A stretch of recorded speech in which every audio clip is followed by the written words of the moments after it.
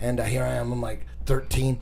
But I have this girlfriend. We'd make, you know that girl from before, the sex days where you're just making out for like 3 hours straight. You're just like in the side of the house waiting. If the mom pulls up or the dad pulls up, you could run in the house real quick and pretend you're watching MTV and shit. When the dad walks in, so you got to do it on the side of the garage, so you hear the cars coming, because you never knew. With this girl, we never knew when her dad or her mom were going to show up. Her mom was a hairdresser. She had an irregular schedule, so we had to do our making out, but we had to keep the lookout and shit all the time.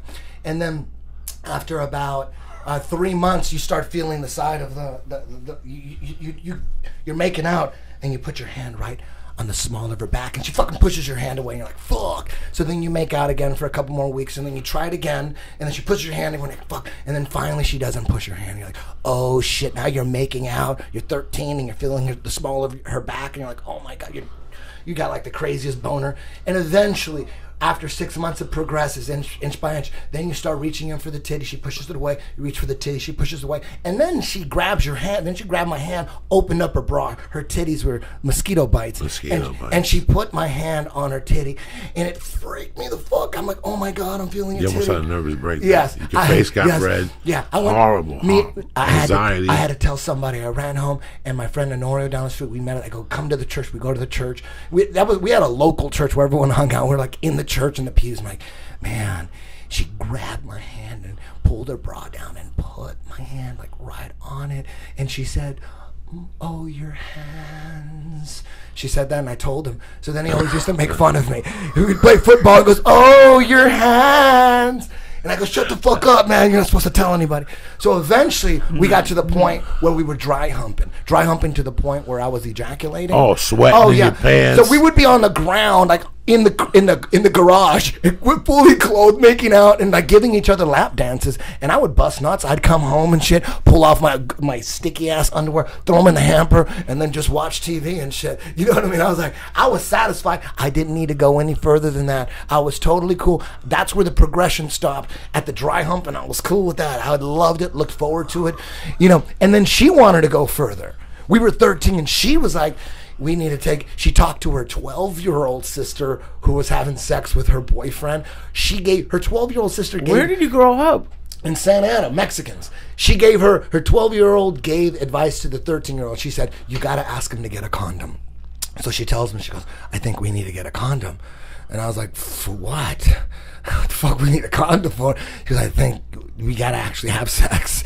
And I thought, oh shit, I'm not gonna buy a fucking condom. I'm gonna go to thrifty drugstores and buy a fucking condom. I knew I was gonna have to resort to my thievery ways. So I go, there's no way I'm gonna buy a fucking condom. So I went into Thrifty's with an electric blue giant ski jacket. I walked in there, grabbed, I didn't want to do this often, so I got the biggest box. It was the Aqua 36 pack. I was 13. I'll never forget the Aqua 36 pack. Put it in my fucking ski jacket, walked out, stole it, and bam, now we had to have fucking sex. It was time. She's under the covers. I get in, I put the condom on. We're in her bedroom. I'm looking out to make sure her dad fucking doesn't show up. You know what I mean?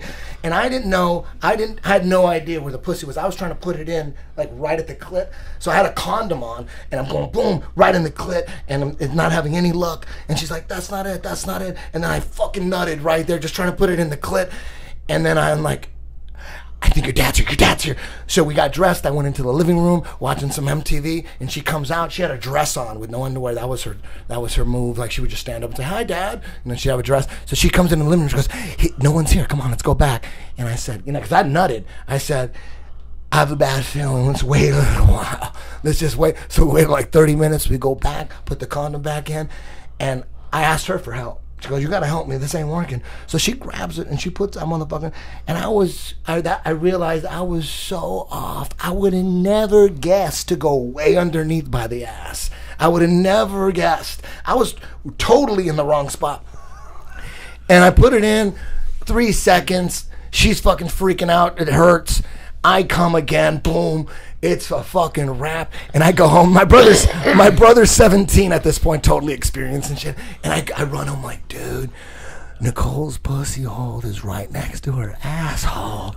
And he goes, they're all next to the asshole. I thought you had sex before with Sue. What about her? And I'm like, Oh, I did. I go, they're all by the asshole?